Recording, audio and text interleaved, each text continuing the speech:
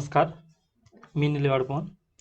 परत एकदा आपण UPSC व MPSC कंपॅरिझनमध्ये स्वागत करतो. म्हणजे आपण परत एकदा तो कंटिन्यूमध्ये पाहणार आहोत. आपण तत्पूर्वी GS1 मेन्स रायटिंग आपण पाहत होतो. ओके, मेन्स संबंधी आपण चर्चा करत आहोत. प्रिलिमची ऑलरेडी आपण चर्चा केलेली आहे. त्यानंतर UPSC आणि MPSC मेन्स मधील GS1 सब्जेक्ट आपण पाहिलेला आहे, कव्हर केलेला आहे. अगदीच मागचा व्हिडिओ म्हणजे मागचा यापूर्वीचा जो व्हिडिओ होता अगदी तो त्या संबंधीचाच होता. त्यानंतर आज आपण GS2 संबंधीचा व्हिडिओ म्हणजे आज आपण GS2 संबंधी अभ्यास करणार आहोत. ओके, म्हणजे त्याचे डिटेल कंपॅरिझन वगैरे वर्सेस करूयात ना आपण याला, म्हणजे ते आपण आज पाहणार आहोत. तर चला सुरुवात करूयात. ओके, त्यानंतर पहा आपण मी पूर्वीच म्हटलेलं आहे की आपण अगोदर MPSC पाहणार आहोत. म्हणजे MPSC मध्ये खूप डिटेल दिलेलं आहे, त्याच्याच अनुसरून आपण UPSC पाहणार आहोत. कारण UPSCच्या सिलेबसमध्ये आपल्याला फक्त बीट देण्यात आलेले आहेत. बीट वरून आपल्याला पूर्ण टॉपिकचा कव्हर करावा लागेल. ओके, तर पहा GS सेकंड, त्यामध्ये विषय कोणता आहे मग हा, म्हणजे भारतीय संविधान व भारतीय राजकारण असं सब्जेक्टचं नाव वगैरे आपल्याला देण्यात आलेलं आहे. व यामध्ये महाराष्ट्राच्या विशेष संदर्भासह असं एक बीट देण्यात आलेलं आहे. म्हणजे त्यांनी एक हे केलेलं आहे. व कायदा व सुव्यवस्था आपण आता ते आहेच. ओके, तर हे अशा पद्धतीने. चला, पहिला टॉपिक आहे भारताचे संविधान. अगदी इंडियन कॉन्स्टिट्यूशन, मग त्याची प्रक्रिया म्हणजे बनलं कसं, ठळक वैशिष्ट्ये. ओके, त्यानंतर संविधानाचे तत्वज्ञान हे कशात येतं मग आता हे आपल्याला प्रेम्बल. ओके, म्हणजे ते पुढे बोलणारच आहे मी. व इंडियन पॉलिटी म्हणजे GS2 UPSC आणि MPSC दोन्हीचा मी अगदीच यूट्यूबवरती व्हिडिओ काही दिवसांमध्येच ते येतील. लक्ष्मीकांत सरांचं जे पुस्तक आहे ना, त्यांचं जे न्यू एडिशन बुक आहे त्या बुकवर आधारित मी सर्व व्हिडिओ वगैरे घेऊन येणार आहे. ओके, तर आपण आता थोडंसं विचलित न होता आपण काय करूयात, डायरेक्टली या संबंधी चर्चा करूयात. तर हे काय म्हणत होतो मी, तर हे प्रेम्बल मध्ये विचारलं जातं. ओके, त्यानंतर मूलभूत हक्क, फंडामेंटल राईट्स, त्यानंतर अधिकार, मूलभूत अधिकार म्हणून वगळणे, संपत्तीचा अधिकार जो होता आर्टिकल 31, ओके, आर्टिकल 31 तो वगळण्यात आलेला, त्या संबंधी चर्चा. ओके, त्यानंतर म्हणजे याला अनुच्छेद याला 9व्या अनुसूचीमध्ये वगैरे टाकणं वगैरे, पहिली घटना दुरुस्ती वगैरे, ते सर्व इंडियन पॉलिटीमध्ये ते मी कव्हर अगदीच करणार आहे. अगदी घटना दुरुस्त्या, त्यानंतर महत्वाचे जे म्हणजे आपल्याला पहा इंडियन कॉन्स्टिट्यूशन कसं अभ्यासायचं असतं, ज्या पद्धतीने आज पहा, म्हणजे कालचीच बातमी आहे. म्हणजे काल सुप्रीम कोर्टाकडे आर्टिकल म्हणजे इंडियन पिनल कोडमध्ये सेडिशनचा जे ऍक्ट आहे 124A, सेडिशन म्हणजे राजद्रोहाचा जो खटला आहे, अगदी त्या संबंधी पण प्रश्न विचारले जाऊ शकतात. हे IPC होतं. तर अगदी म्हणजे सुप्रीम कोर्टाकडे केस गेल्यानंतर कसं होतं, तर अगदी त्या पद्धतीचा अभ्यास आपण UPSC ला करतो. तोच अभ्यास मी MPSC ला पण घेणारच आहे. ओके, त्यानंतर शिक्षणाच्या हक्काच्या मूलभूत हक्कांमध्ये समावेश, त्यानंतर राज्याच्या धोरणाची मार्गदर्शक तत्वे.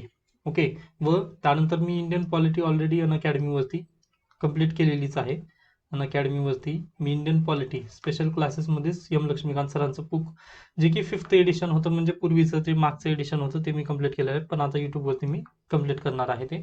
त्यानंतर मूलभूत हक्क व राज्याच्या धोरणाची मार्गदर्शक तत्वे, परस्पर संबंध, त्यानंतर मनरेगा, माहितीचा अधिकार 2005 अधिनियम, त्यानंतर मूलभूत कर्तव्य, त्यानंतर स्वतंत्र न्याय व्यवस्था, त्यानंतर घटनादुरुस्तीची प्रक्रिया आणि भारतीय संविधान आजवरच्या प्रमुख घटनादुरुस्त्या, त्यानंतर न्यायालयीन पुनर्विलोकन म्हणजे ज्युडिशियल रिव्ह्यू, घटनेच्या मूलभूत वैशिष्ट्यांचा सिद्धांत, केशवानंद भारती विरुद्ध हे जे खटले आहेत महत्वाचे, ते देखील मी एक दुसऱ्या युट्यूब चॅनलवरती आपल्या भाषेत म्हणून यावरती मी हे सर्व कव्हर केलेले आहेत.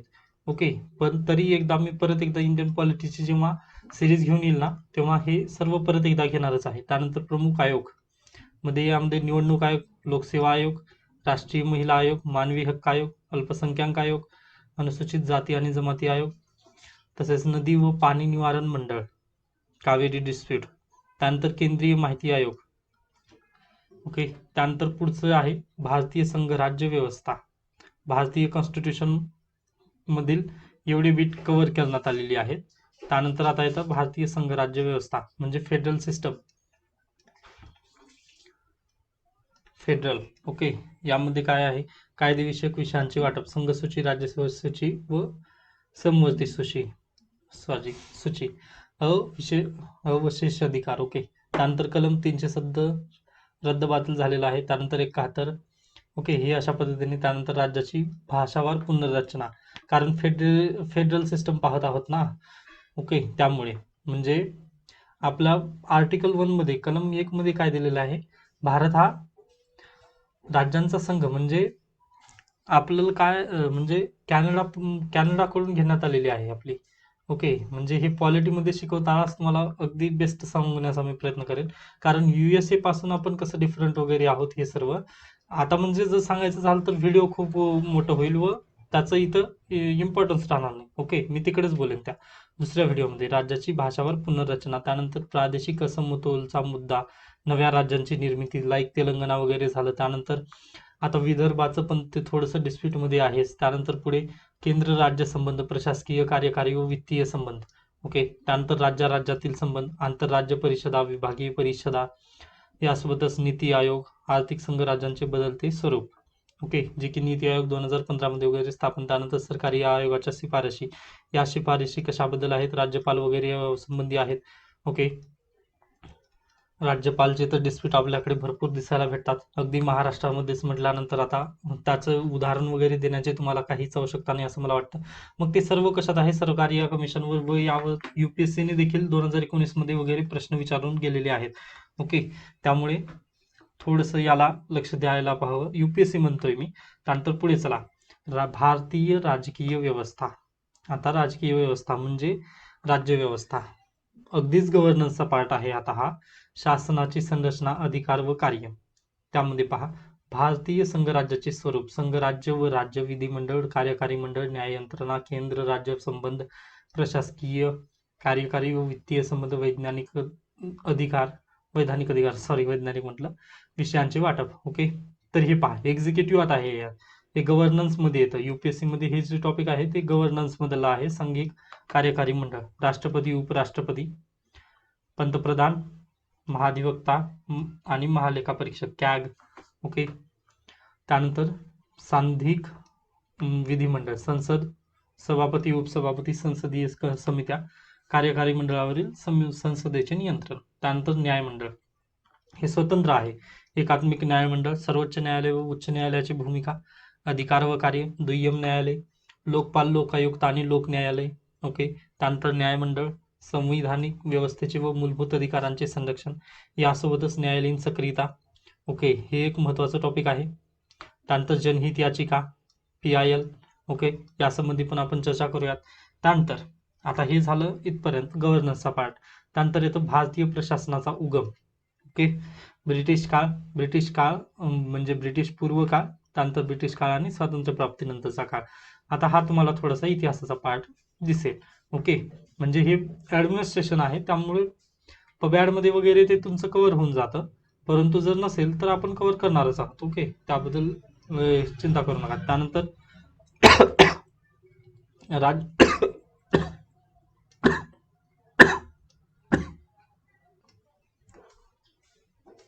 ओके. त्यानंतर राज्य शासन व प्रशासन, यामध्ये महाराष्ट्राचा विशेष संदर्भ आहे. महाराष्ट्र राज्याची निर्मिती व पुनर्रचना 1960 वगैरे इथून घ्यायचा आहे इतिहास तुम्हाला. त्यानंतर राज्यपाल, मुख्यमंत्री आणि मंत्रिमंडळ. MCQ पेपर आहे, त्यामुळे अगदीच तुम्हाला हे गोष्टी माहिती असायला हवं, तरच तुम्ही म्हणजे डायरेक्टली घेऊ शकता उत्तर. ओके. त्यानंतर राज्य सचिवालय, मुख्य सचिव, कार्य व भूमिका, हे अगदीच UPSC ला पण आहे. त्यानंतर विधिमंडळ, विधानसभा, विधान परिषद व कार्य. ओके. हे सर्व आहे. त्यानंतर पुढे खाली ग्रामीण व नागरिक, स्थानिक शासन व प्रशासन, त्यामध्ये स्थानिक शासनाची उद्दिष्टे, ग्रामीण, स्थानिक शासन व प्रशासन. हे काय मग आता पंचायत राज संबंधी विचारण्यात आलेलं आहे. हे तुम्हाला ग्रामसभा वगैरे हे सर्व जे आहे ते आता यामध्येच येतील. ओके. त्यानंतर नागरी, स्थानिक प्रशासन, हे इकडं ग्राम आणि इकडं शहर. ओके. अगदी त्याच पद्धतीने 73वी घटना दुरुस्ती, 74वी. ओके. हे झालं पंचायत राज. त्यानंतर जिल्हा प्रशासन, जिल्हा प्रशासनामध्ये कोण कोण येतात? उगम व विकास, त्यानंतर अधिकारी, कार्यकारी अधिकारी, ओके, अधिकाऱ्याची बदलती भूमिका, उपविभागीय अधिकारी, तहसीलदार आणि तलाठी व कार्यभूमिका, अगदी अशा पद्धतीने. त्यानंतर सुव्यवस्था व यंत्रणा त्यांची, ओके. त्यानंतर पक्ष आणि हितसंबंधी गट. आता हे पहा, अगदी तिकडे पण आहे. भारतीय पक्ष पद्धतीचे बदलते स्वरूप, राष्ट्रीय पक्ष, प्रादेशिक पक्ष, त्यांची विचार प्रणाली, संघटन, पक्षीय निधी, निवडणुकीतील कामगिरी, सामाजिक आधार, महाराष्ट्रातील प्रमुख हितसंबंधी गट, ओके. त्यानंतर येतात महत्वाचा टॉपिक निवडणूक प्रक्रिया, प्रक्रियेची ठळक वैशिष्ट्ये, त्यानंतर मताधिकार, एक सदस्यीय प्रादेशिक मतदारसंघ, राखीव मतदारसंघ, ओके. त्यानंतर निवडणूक यंत्रणामध्ये कोण कोण येतात? निवडणूक आयोग आणि राज्य निवडणूक आयोग हे कशात आहे? 73वी आणि 74वी घटना दुरुस्तीमध्ये वगैरे हे राज्य निवडणूक आयोगाचे सतत होत. त्यानंतर निवडणूक आयोग आपलं ऑलरेडी आहे 3 to 4. त्यानंतर लोकसभा व राज्य विधिमंडळासाठी निवडणुका, स्थानिक संस्थांच्या निवडणुका, हे सर्व जे आहेत ते. व त्यानंतर आता अलीकडे आलेलं व्हीव्हीपॅट यासंबंधी. त्यानंतर मीडियाचा रोल, ओके. म्हणजे आपण फोर्थ पिलर ऑफ लोकशाही म्हणतो ना, त्यामुळे माध्यमांना पण घ्यावं लागेल. मुद्रण व इलेक्ट्रॉनिक प्रसार माध्यमे, ओके. त्यानंतर भारतीय वृत्तपत्र परिषद, जनसंपर्क, त्यानंतर मुख्य प्रवाहातील जनसंपर्क, महिलांचा सहभाग, ओके, ह्युमन एम्पॉवरमेंट, त्यानंतर भाषण व अभिव्यक्ती स्वातंत्र्य, त्यावरील मर्यादा, सामाजिक माध्यमांवर नवीन आव्हाने, ओके. शिक्षण पद्धती, एज्युकेशन, म्हणजे आता ही एज्युकेशनमधील सर्व आपल्याला काय आता इथं योजना वगैरे विचारले जाऊ शकतात डायरेक्टली. PG पाठशाला, स्वयं एनम, ओके. हे अशा पद्धतीने सर्व शिक्षा अभियान, माध्यमिक शिक्षा अभियान, हे जे सर्व होते त्यासंबंधी यामध्ये शिक्षणमध्ये. त्यानंतर प्रशासनिक कायदा, त्यानंतर महाराष्ट्र जमीन महसूल संहिता 1966, यासोबतच काही नवीन कायदे, ओके, जे की अतिशय महत्वाचे आहेत. 1986चा कायदा पर्यावरण संरक्षण अधिनियम होता, ओके. सॉरी, थोडंसं हे झालेलं. तर यामध्ये पहा, हे जे आहे ते UPSC एन्व्हायरमेंट GS3 मध्ये आहे, ओके. त्यानंतर बालकांचा मोफत व सक्तीच्या शिक्षणाचा अधिकार अधिनियम 2009, माहितीचा अधिकार 2005, माहिती तंत्रज्ञान IT ऍक्ट 2000. आता हे पहा, आपण डायरेक्टली पाहतोच आर्टिकल. आता कालच्याच न्यूजमध्ये बातमी होती, म्हणजे अलीकडे हे आर्टिकल 66 हे 2015 मध्येच काय झालेलं आहे, रद्द बातील झालेलं आहे. परंतु भारतामध्ये अनेक केसेस आहेत जे याच आर्टिकल खाली म्हणजे हे करत आहेत, काय म्हणतो आपण त्यांना, त्याच कायद्याअंतर्गत गुन्हे दाखल केले जात आहेत. परंतु हे अतिशय चुकीचं आहे ना. अगदी त्या पद्धतीचे वगैरे हे सायबर अधिकार वगैरे जे आता व दिवसेंदिवस हे वाढत आहे, त्यामुळे हे पण अतिशय महत्वाचं आहे. त्यानंतर भ्रष्टाचार प्रतिबंध अधिनियम, त्यानंतर SC ST, okay, atrocity act आहे हा, ओके. त्यावर पण भरपूर म्हणजे काही जणांचं मत असतं वगैरे, अतिशय हे चर्चेत असणारे कायदे आहेत. त्यानंतर बालक आणि ज्येष्ठ नागरिकांचे देखभाल कल्याण अधिनियम 2007, नागरिक हक्क संरक्षण अधिनियम 1955, ओके. तर याचे पण भरपूर आपल्याला हे भेटतील, ओके. त्यानंतर समाज कल्याण व सामाजिक विधिविधान, वित्तीय प्रशासन, त्यानंतर कृषी प्रशासन, ग्रामीण अर्थव्यवस्था, सार्वजनिक सेवा, घटनात्मक आणि वैधानिक संस्था, ओके. हे आपण पाहणारच आहोत, त्याबद्दल काळजी करू नका. लोकपाल, लोकायुक्त वगैरे. त्यानंतर लोकप्रशासनातील संकल्पना, दृष्टिकोन आणि सिद्धांत, सार्वजनिक धोरण, ओके. हे आता आपण सार्वजनिक धोरण निर्मिती, अंमलबजावणी, मूल्यमापन, विश्लेषण, धोरण आणि जागतिकीकरण, भारतातील सार्वजनिक धोरणाची प्रक्रिया, हे अशा पद्धतीने GS2 जे होतं ते आपण MPSC बद्दलचं पाहिलेलं आहे. आता यामध्ये काय काय होतं मग? कायदे, polity, governance, federation system, administration, त्यानंतर पंचायत राज वगैरे, हे सर्व जे तुम्हाला विचारण्यात आलेलं आहे MPSC ला, ते यामध्ये आपण कव्हर केलेलं आहे. आता पाहूया त्याचं डिटेल वगैरे जे काही असेल ते आपण UPSC सिलेबस मध्ये कशा पद्धतीने दिले त्यासंबंधी चर्चा करूयात आता. तर चला, PDF मी उघडतो. हा, आपल्या समोर आहे GS2 गव्हर्नन्स. अगदीच पहा, तिथे पण होतं, दुसरा का तिसरा टॉपिक आहे, परंतु इथं फर्स्ट आहे. त्यानंतर कॉन्स्टिट्यूशन आणि पॉलिटी, राजव्यवस्था आणि काय संविधान, हे पहा सर्व अगदीच. आता हे सामाजिक, काय म्हटलं आपण, सामाजिक न्याय आणि इंटरनॅशनल रिलेशन्स. आता पहा, इंटरनॅशनल रिलेशन GS1 चा टॉपिक आहे MPSC चा. GS1 मध्ये आपण कालच पाहिलेलं आहे ते. ओके, कालच्या व्हिडिओमध्ये तर तुम्हाला माहिती असेल, किंवा परत एकदा जाऊयात आपण. चला परत एकदा घेऊनच जातो मी. हे पहा काय काय होतं आपल्याकडे. हे पहा, समाज कल्याण आपल्याला UPSC मध्ये थर्ड बीट आहे GS2 चा. त्यानंतर पहा, एकच मिनिट. हा, ही राजकीय व्यवस्था म्हणजे पॉलिटी. ओके, त्यानंतर संघ राज्य व्यवस्था म्हणजे फेडरेशन गव्हर्नन्स. सॉरी, संघ राज्य व्यवस्था हे फेडरेशन आहे. ओके, त्यानंतर पुढे हे काय आहे, कॉन्स्टिट्यूशन. कॉन्स्टिट्यूशन हे फेडरेशन झालं. त्यानंतर राजकीय व्यवस्था हे पॉलिटी झालं. त्यानंतर प्रशासन हे इथून आहे, महाराष्ट्राचं प्रशासन घेतलेलं आहे, गव्हर्नन्स इथून घेतलेलं आहे. म्हणजे यामध्ये देखील गव्हर्नन्स आहे, गव्हर्नन्स आणि पॉलिटी. राजकीय व्यवस्था म्हणजे पॉलिटी येतं, पॉलिटीलाच अनुसरून त्यांनी काय केलं, राष्ट्रपती उपराष्ट्रपती वगैरे जे काही आहे हे गव्हर्नन्सचा पार्ट आहे. व हे राज्याचे स्वरूप जे आहे हे पहा, थोडंसं क्लीन करतो मी म्हणजे तुम्हाला समजून येईल. हा, तर पहा यामध्ये हे जे वरचा भाग आहे हा पॉलिटीचा भाग म्हणून ओळखला जातो. व इथून जो भाग सुरू होणार आहे व हे पंतप्रधान राष्ट्रपती वगैरे जे आहे हा गव्हर्नन्सचा पार्ट म्हणून ओळखला जातो. ओके, अशा पद्धतीने तुम्ही लक्षात घ्या हे गव्हर्नन्स. ओके, मग आता समजून आलेलं असेल. आता तिन्ही बीट मी दाखवलेले आहेत तुम्हाला, governance, constitution, polity, social justice आणि कालचा हा GS1 मधला इंटरनॅशनल रिलेशन. तर पहा, इंडियन कॉन्स्टिट्यूशन मध्ये काय आहे, historical underpinnings, evolution, features, amendment, significant provision and basic structure. Basic स्ट्रक्चरसाठी केशवानंद भारती खटला त्यांनी डायरेक्टली दिलेला आहे, इथं फक्त बेसिक स्ट्रक्चर डॉक्ट्राईन वगैरे अशा पद्धतीने उल्लेख आहे. त्यानंतर हिस्टॉरिकल अंडरपिनिंग म्हटलं तर हे कुठं आलेलं होतं, काल GS1 मध्ये आलेलं होतं, MPSC मध्ये. MPSCच्या GS1 मध्ये सगळे जे कायदे वगैरे देण्यात आलेले होते ते याच अंतर्गत येतात UPSC मध्ये. त्यानंतर इव्होल्युशन. ओके, म्हणजे आता पाहिलेलं आहे आपण हे GS2 मधला सिलेबस आहे. म्हणजे आपल्या घटनेची निर्मिती, त्यानंतर त्याची ठळक वैशिष्ट्ये, घटना दुरुस्त्या, ओके, आणि महत्वाचे प्रोव्हिजन आणि बेसिक स्ट्रक्चर डॉक्ट्राईन म्हणजेच केशवानंद भारती खटला हे या संबंधी. त्यानंतर functions and responsibilities of union and the states, issues, challenges pertaining to the federal structure, devolution of powers, finances up to local level, challenges therein. आता हे म्हटलं तर काय, हे फेडरेशन आहे. ओके, पॉवरचं डिव्होल्युशन वगैरे कशा पद्धतीने केलं ते फेडरेशन मध्ये येतं. Separation of power between various organ, dispute redressal mechanism and institutions म्हटल्यानंतर यामध्ये काय येतात, नदी म्हणजे कावेरी वॉटर डिस्प्यूट वगैरे जे होतं, आता अगदीच यामध्ये नदी विषयक प्रणालीचे जे डिस्प्यूट वगैरे हे करणारे आहेत संस्था वगैरे आहेत ते MPSC मध्ये GS2 मध्येच आहेत. अगदी इथं पण तेच आहेत, फक्त थोडंसं बदल वगैरे देण्यात येतो. त्यानंतर comparison of Indian constitution scheme with the other countries, आता हे तुम्हाला नाहीये, MPSC ला हे नसेल. त्यानंतर parliamentary and state legislature structure, functioning, conduct of business, powers, prevailing issues arising out of दिस.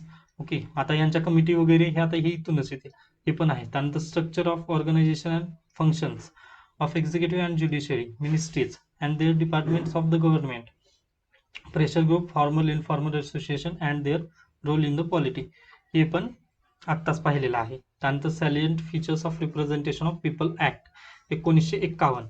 आता हे थोडंसं जास्त पद्धतीने तुम्हाला विचारण्यात येणार नाही MPSC मध्ये, परंतु MPSC ला निवडणूक हा टॉपिक आहे, निवडणुका.